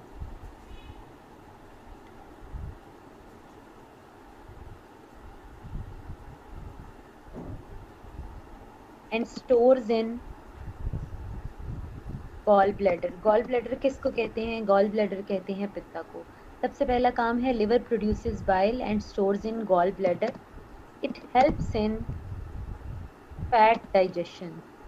फैट्स की डाइजेशन स्टार्ट होगी। पहली दफा इतना लंबा लिखा है, वरना मैं एक एक वर्ड लिखती हूँ। लिवर, लिवर के आगे एरो लगा के बाइल, बाइल स्टोर होता है गॉल ब्लैडर में। ये ग्रीन कलर की आपको एक छोटी सी जगह नजर आ रही होगी, ठीक है। और वो स्टोर होता है गॉल ब्लैडर में, और गॉल ब्लैडर से कतरा कतरा ड्रॉप ड्रॉप स्मॉल इंटेस्टाइन के अंदर भेज दिया जाता है, ठीक है। And it helps in fat digestion. Actually इसको डाइजेशन नहीं हम कहते, इसको कहते हैं emulsification, fat emulsification, fats emulsification, ठीक है। स्मॉल इंटेस्टाइन में पहला काम हमारा ये हो गया। अब हम यहाँ से बॉक्स पकड़ते हैं और स्मॉल इंटेस्टाइन के पहले पार्ट लिवर और दूसरा पार्ट गॉल ब्लैडर को भी, मतलब इसकी असिस्टेंस के लिए जो पार्ट्स आए हैं उसको भी हम लेबल कर देते हैं। सेकेंड पार्ट, ये आपको स्टमक के नीचे येलो कलर का एक लीफ लाइक स्ट्रक्चर नजर आ रहा होगा, दैट इज पेंक्रियाज, ठीक है। इसकी हेल्प ली जाती है। इसकी हेल्प अब हमने क्यों लेनी है बताइए? इसकी हेल्प हमने लेनी है, पहले तो हमने फैट्स की डाइजेशन स्टार्ट करा दी। सेकेंड फंक्शन हमारा स्मॉल इंटेस्टाइन में होना था, याद कीजिए हम पहले ही डिकोड करके रखा हुआ। सेकंड फंक्शन क्या होना था? सेकंड फंक्शन हमारा होना था, हमने करना था ये जो था डाइजेशन कंप्लीशन करवानी थी। डाइजेशन कंप्लीशन करवाने के लिए हम जिसकी हेल्प लेंगे दैट इज पेंक्रियाज, ठीक है जी। पेंक्रियाज जो है इट सिक्रीट्स और इट प्रोड्यूसेस पेंक्रियाटिक जूस। मैंने इसको इस तरह रखा कि ये ना कॉकटेल है एंजाइम्स का। एंजाइम्स का कॉकटेल क्यों है? क्योंकि कार्बोहाइड्रेट्स, प्रोटीन और फैट्स की डाइजेशन स्टार्ट हो चुकी है। अब we need some enzymes, some mixture of enzyme which will contribute in digestion completion. So digestion completion कराने के लिए हमें cocktail of enzymes की जरूरत है। तो cocktail of enzyme is produced by pancreas in the form of pancreatic juice, ठीक है। और एक छोटी सी इसके साथ पाइप लगी हुई होती है, उस पाइप के थ्रू ये यहाँ से गुजर रही है, मैं अभी दिखाती हूँ आपको। वो पाइप के थ्रू इसको यहाँ पे ट्रांसफर कर दिया जाता है। पेंक्रियाटिक जूस के अंदर 3 टाइप के एंजाइम्स होते हैं। पहले होते हैं कार्बोहाइड्रेजेस, सेकंड होते हैं प्रोटीएज, एज एंजाइम के नाम के एंड पे हमेशा आता है, ठीक है। और थर्ड होते हैं लाइपेज। और इन तीनों का काम क्या है? लाइपेज जो हैं वो लिपिड्स की डाइजेशन कंप्लीशन कराएंगे, लिपिड्स फैट्स को कहते हैं। प्रोटीएज जो हैं प्रोटीन की डाइजेशन कंप्लीशन कराएंगे, और कार्बोहाइड्रेट्स जो हैं वो कार्ब्स की डाइजेशन कंप्लीशन कराएंगे। सो इस कॉकटेल ऑफ एंजाइम के अंदर ये होता है। और एज अ होल हम लिख देते हैं कि इसका जो काम है पेंक्रियाटिक जूस का, इसका रोल है, इट प्लेज एन एमिनेंट और important role in digestion, digestion completion,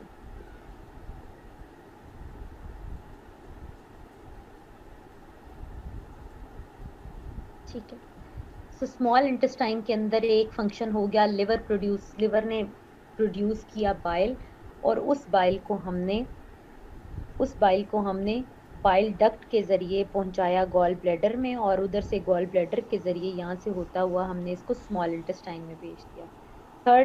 second part था इसका पेंक्रियाज, जिसने पेंक्रियाटिक जूस प्रोड्यूस किया और पेंक्रियाटिक डक्ट के जरिए इसको स्मॉल इंटेस्टाइन में भेज दिया। ये है पेंक्रियाटिक डक्ट, ठीक है जी। So that's how, by the assistance of liver and pancreas, fat emulsification started in small intestine and digestion completion of all components of food such as carbohydrates, proteins and lipase has taken place in small intestine, ठीक है। Third काम आ जाता है। Third अब क्या है?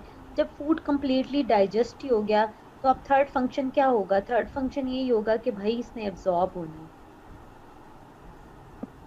Third function है कि अब इतना छोटा छोटे टुकड़ों में तकसीम हो गया है कि एब्जॉर्प्शन absorption into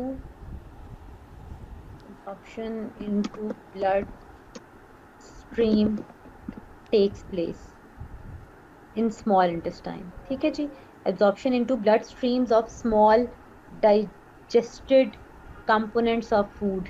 ठीक है जी, जो सेल में एब्जॉर्ब होने के लिए तैयार हैं.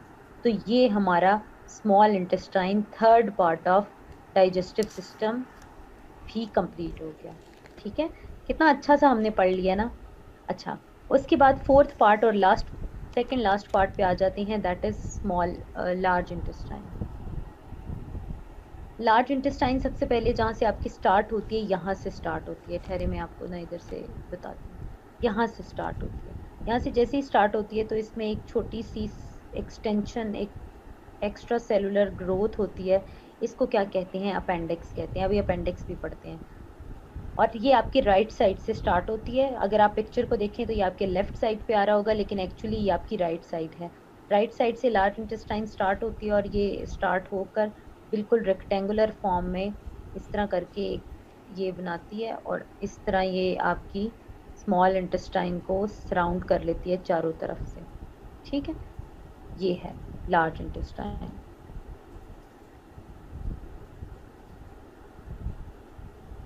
लार्ज इंटेस्टाइन जो है, लार्ज इंटेस्टाइन इधर लिख लेते हैं.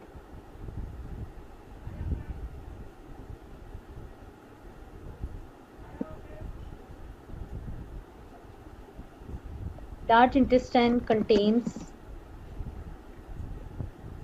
99% ऑफ वेस्ट. जो इसके अंदर जाता है वो वेस्ट होता है 99%.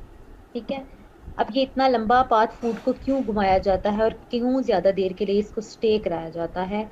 और reabsorption of water and useful nutrients. अगर वाटर और यूजफुल न्यूट्रिएंट्स कोई वेस्ट हो जाए या हमें एक्स्ट्रा वाटर की ज़रूरत पड़ जाए तो इसमें से रीएब्जॉर्ब करा लिया जाता है. ठीक है जी, ये भी हो गया.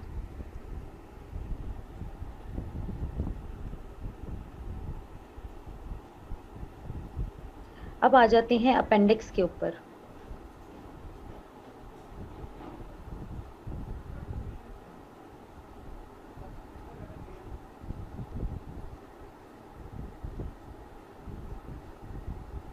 अपेंडिक्स जो है इसको क्या कहा जाता है? इसको कहा जाता है वेस्टिजियल ऑर्गन. वेस्टिजियल ऑर्गन किसको कहते हैं? वेस्टिजियल ऑर्गन ऐसे ऑर्गन को कहते हैं which was useful in our ancestors, useful in our ancestors. Our लिखने की वैसे ज़रूरत नहीं थी. Useful in our ancestors, but now it has become obsolete or useless, or it does not perform any function in our human bodies. ठीक है, vestigial organ was useful in our ancestors to provide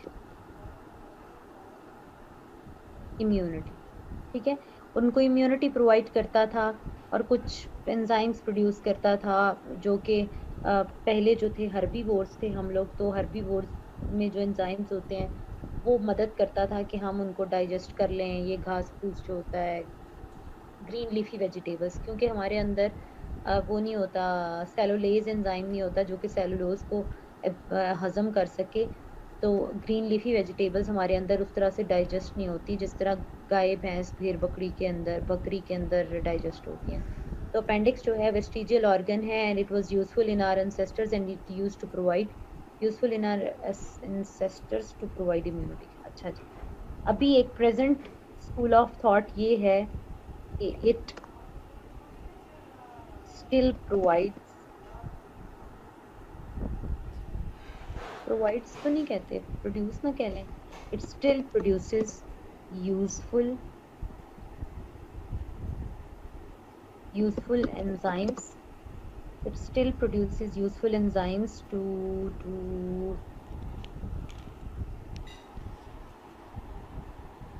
useful enzymes नहीं, useful bacteria for healthy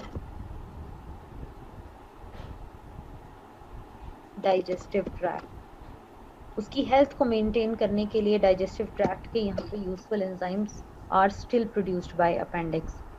appendix में दर्द हो जाती है अगर यहाँ से, क्योंकि ये नीचे की तरफ देखिए एक्स्ट्रा सेलुलर ग्रोथ है, फिंगर लाइक प्रोजेक्शन है। मैं आपको दिखा देती हूँ, इसके अंदर हल्की सी स्पेस होती है, ये इस तरह करके होती है।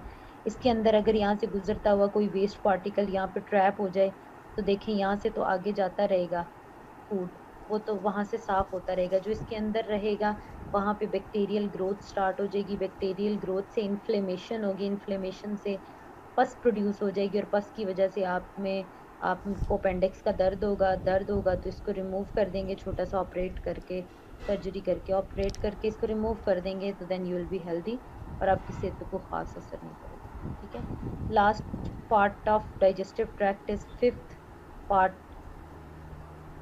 Which is rectum. रेक्टम जो है, रेक्टम का काम क्या था? रेक्टम स्टोर्स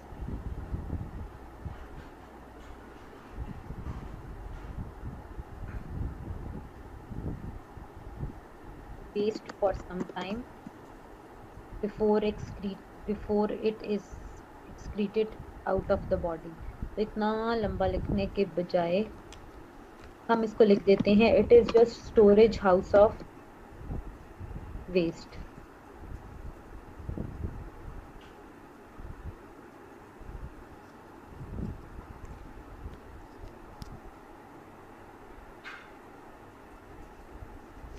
ठीक है, ये हमारा डाइजेस्टिव सिस्टम खत्म हो गया।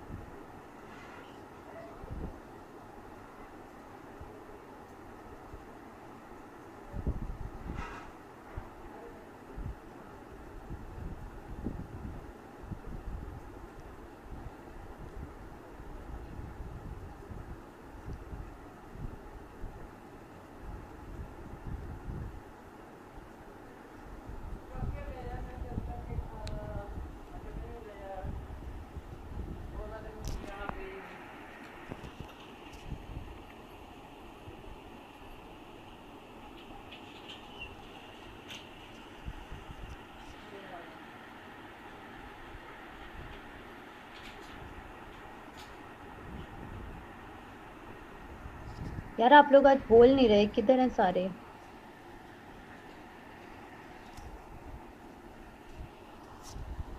नहीं, मैं चुप हो गई थी सुबहान। आप लोग किधर हैं सारे, बोल ही नहीं रहे। अभी आपको ऊपर एक कवरिंग नजर आ रही होगी, ये जो कवरिंग है, मैं अब अपनी लेबलिंग खुद करने लगी हूँ। ये जो आपको कवरिंग नजर आ रही है, और ये फिर आगे जाके ब्लैडर में गिरेंगे। अब बात करते हैं होता क्या है। ये जो आपकी ब्लड वेसल्स आ रही है ना, ये ब्लड वेसल्स यहाँ से गुजरती हुई यहाँ पे एंड्स पे पहुंच जाती हैं। अब ये देखिएगा, मैं इसको रेड कलर का ड्रॉ कर, यहाँ पे हेयर लाइक जो स्ट्रक्चर है वो इस तरह यू शेप कैप्सूल होते हैं। ठीक है। उनके अंदर आकर आपकी जो ब्लड कैपिलरीज है ना, वो यहाँ पे आकर एक नेटवर्क और गुच्छा सा बनाती हैं कि आगे आके लग जाती हैं, यहाँ पे रिलीज कराती हैं, और वो मेटाबॉलिक वेस्ट इन ट्रायंगल में से गुजरता हुआ जो है इन ट्रायंगल के एंड में पहुंच जाता है। और किस रीजन में इकट्ठा हो जाता है? वो इस रीजन में इकट्ठा हो जाता है, पेल्विस वाले रीजन में। यहाँ पे मेटाबॉलिक वेस्ट सारा का सारा इकट्ठा हो जाता है ट्रायंगल्स के एंड पे। और ये किसकी मदद से बाहर निकला? ये नेफ्रॉन्स ने इनको सक किया, इधर इकट्ठा हो गया, पेल्विस से होता हुआ, यूरेटर से होता हुआ ब्लैडर में आगे चला जाता। ठीक है जी। तो क्या है रिनल कॉर्टेक्स? ये बाहर वाला एरिया है, बिकॉज यहाँ पे ये रेड कलर का क्यों, डार्क रेड कलर का क्यों होता है? यहाँ पे सारी ब्लड कैपिलरीज और वेसल्स जो हैं आकर एंड हुई होती हैं, यहाँ पर आकर लगी हुई होती हैं अपना ब्लड साफ कराने के लिए। ठीक है। और इनमें से वेस्ट निकलकर यहाँ से ट्रायंगल्स के एंड की तरफ जाता हुआ बीच वाले किडनी के ब्रॉड रीजन में इकट्ठा होता है, जो जिसको पेल्विस कहते हैं। पेल्विस से वो यूरेटर में जाता है, यूरेटर से वो ब्लैडर में चला जाता है। That's how a kidney works. आगे मूव करूं जी, ताकि मैं नेफ्रॉन का स्ट्रक्चर ड्रॉ करूं और बताएं कि वो किस तरह से होता है।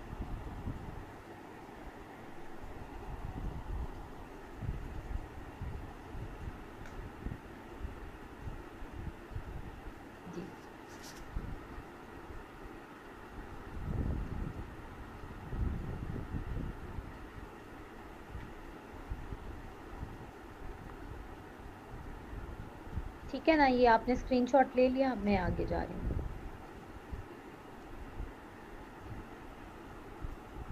अब यहाँ से एक नेफ्रॉन को हम क्या करेंगे, एक नेफ्रॉन को हम जूम करेंगे और जस्ट यहाँ से एक नेफ्रॉन को बाहर निकालेंगे और उसको ड्रॉ करके देखेंगे कि भाई एक नेफ्रॉन जो है हमें किस तरह की नज़र आती है। जब आप एक नेफ्रॉन को देखेंगे तो वो इतना कॉम्प्लिकेटेड स्ट्रक्चर है, वो इस तरह का है।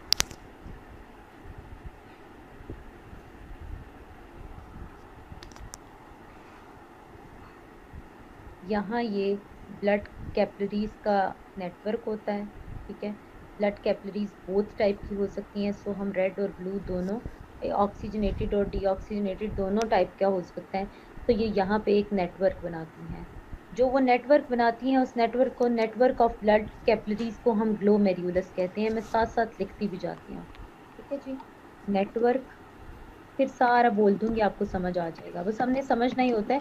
क्वेश्चन इसमें से बहुत शॉर्ट आते हैं। Network of capillaries is known as glomerulus. Network of capillaries या कैपिलरीज का जो गुच्छा है, that is known as glomerulus. Glomerulus ends in a C shaped और cup shaped structure of nephron or head of nephron known as Bowman's capsule। यहाँ पे आपको जो ये सी शेप्ड कप नजर आ रहा है ना, ये ऐसे करके जो बना हुआ है, तो मैं एक और तरीके से समझाती हूँ। ये आपको इतना इतना नजर आया ना, ये जो है that is known as Bowman capsule.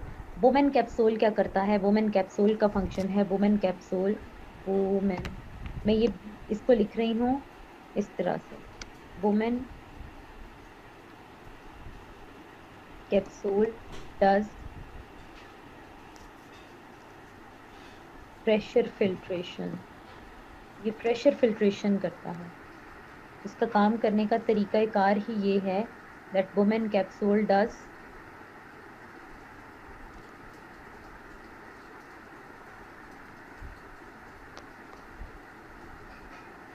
Pressure filtration. ये प्रेशर फिल्ट्रेशन के थ्रू ब्लड कैपिलरीज में से सक करता है मेटाबॉलिक वेस्ट। अब जब ये मेटाबॉलिक वेस्ट को सक करता है, तो आपको नहीं लगता कि इसमें थोड़ा थोड़ा कहीं कहीं ब्लड भी आ जाता होगा। अब ये फर्स्ट कॉन्वोल्यूशन बनाई जाती है। इसको कहते हैं प्रॉक्सिमल कॉन्वोल्यूटेड ट्यूब्यूल।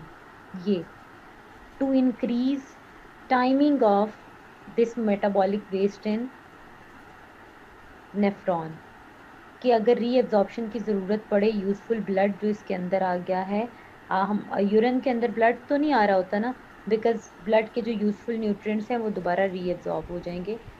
और ये कॉन्वोल्यूशंस क्यों बनाई हैं, कॉन्वोल्यूशंस ये देखें आप, ये इसलिए बनाई है, जिगजैग बनाया कि जल्दी से, अगर स्ट्रेट होती ना नेफ्रॉन अगर ऐसी होती तो वो फौरन एंड तक पहुंच जाता। इसका सरफेस एरिया इंक्रीज करने के लिए और इसकी टाइमिंग इंक्रीज करने के लिए इसको अजीब सा स्ट्रक्चर, पहले कॉन्वोल्यूशन बनाई, फिर यू शेप्ड बनाया, फिर इस तरह से जिगजैग किया और फिर एंड पे इस तरह से ख़त्म किया है, ठीक है। उसकी वजह यही है कि मैक्सिमम टाइम जो है मेटाबॉलिक वेस्ट का बॉडी के अंदर गुजरे, ताकि रीएब्जॉर्प्शन की हमें जितनी ज़रूरत है हम वो कर सकें, ठीक है। प्रॉक्सिमल कॉन्वोल्यूशन, कॉन्वोल्यूटेड ट्यूब्यूल और डिस्टल कॉन्वोल्यूटेड ट्यूब्यूल, ये दो कॉन्वोल्यूशंस हैं। इनका क्या मकसद है, इन दोनों से हम यहाँ पे लिख लेते हैं proximal and distal,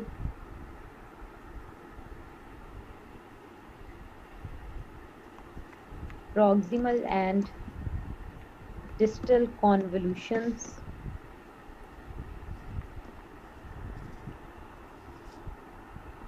increase surface area for reabsorption. Proximal and distal convolution convolutions or convoluted tubules increase surface area for reabsorption of useful nutrients। हर एक का फंक्शन आपको पता होना चाहिए ना।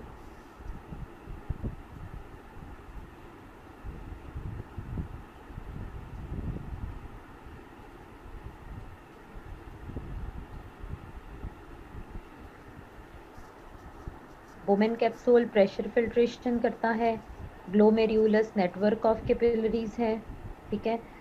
Then metabolic waste passes through proximal convoluted tubule, then loop of Henle. ये इधर से देखिए, ये डिसेंडिंग लूप ऑफ हेनले है। डिसेंडिंग का मतलब है नीचे की तरफ आना। यहाँ से मेटाबॉलिक वेस्ट नीचे आता है और यहाँ से इस साइड से ये अपवर्ड मूव करा है। इसका ऊपर आना और नीचे आना ये भी क्यों है? लूप ऑफ हेनले जो है इसका टाइम इंक्रीज करता है। यहाँ से ये देखिए टुवर्ड्स ग्रेविटी मूव करेगा, यहाँ से ये अगेंस्ट ग्रेविटी जब मूव करेगा तो ये ज्यादा टाइम के लिए किडनी के अंदर रहेगा, ठीक है। तो असेंडिंग एंड डिसेंडिंग आपको नहीं याद रहता, तो जस्ट आप इसको वो कंफ्यूजन से बचने के लिए या इसको कॉम्प्लिकेशन से बचने के लिए आप जस्ट इसको मार्क कर दीजिए convoluted tubule, sorry loop of Henley, ठीक है। कॉन्वोल्यूशंस तो हो चुकी है ना, तो ये है आपका लूप ऑफ हेनले, ठीक है। इस तरह डैश सा लगा हुआ होता है ई के ऊपर। तो लूप ऑफ हेनले जो है आपका U shaped structure of nephron है।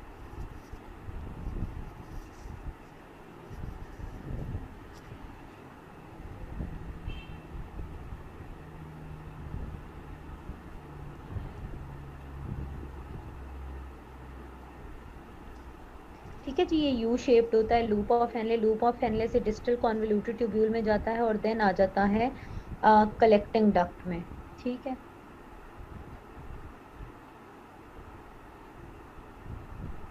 इसको हम खत्म कर देते हैं इस सेक्शन को।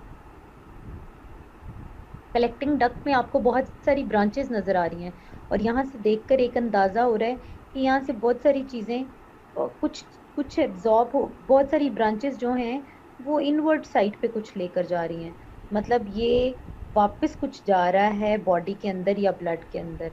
ये यहाँ से क्या जा रहा है, अब इसको देखना पड़ेगा कि ये ब्रांचेस क्या करती हैं।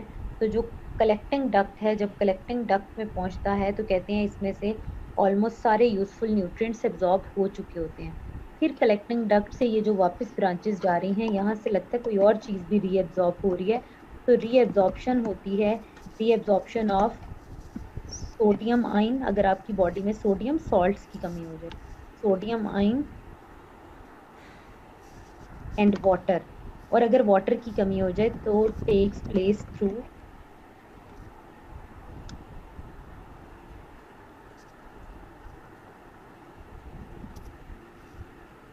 collecting duct.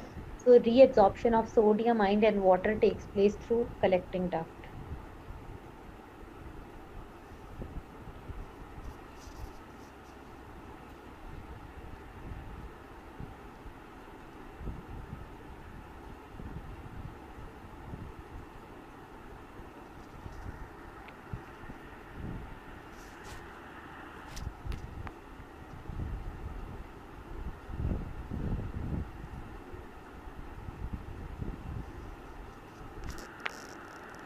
ठीक है, बस होने वाला ही है पूरा।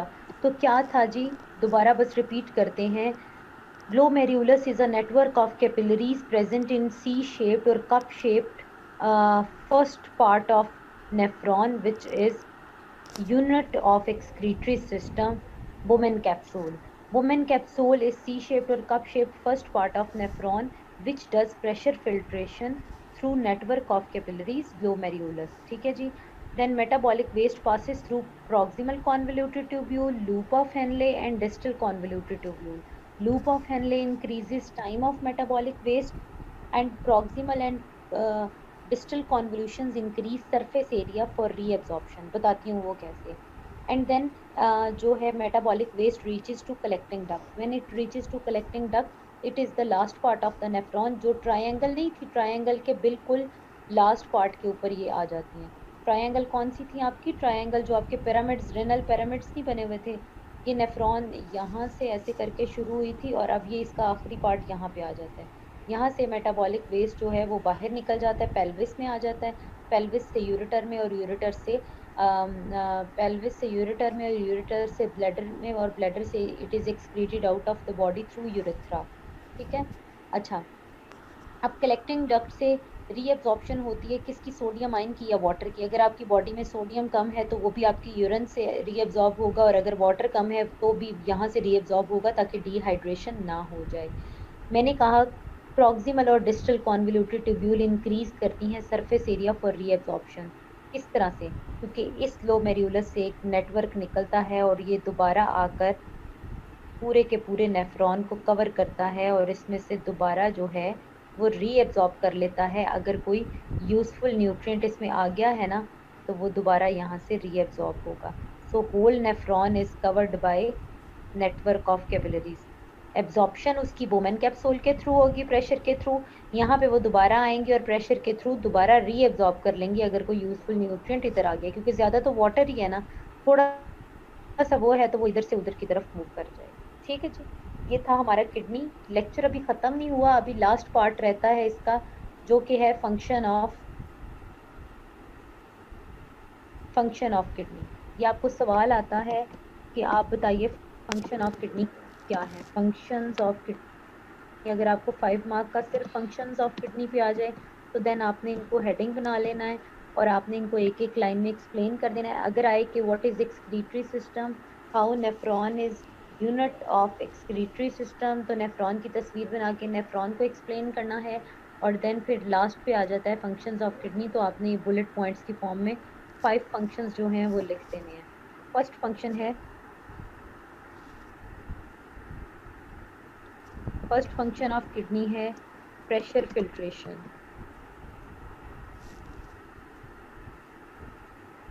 सेकेंड फंक्शन ऑफ किडनी है vitamin, it helps in vitamin D synthesis. जिनके किडनीज खराब हो जाते हैं उनकी बोन्स भी वीक हो जाती हैं, विटामिन डी सिंथेसिस जो है वो रुक जाती है।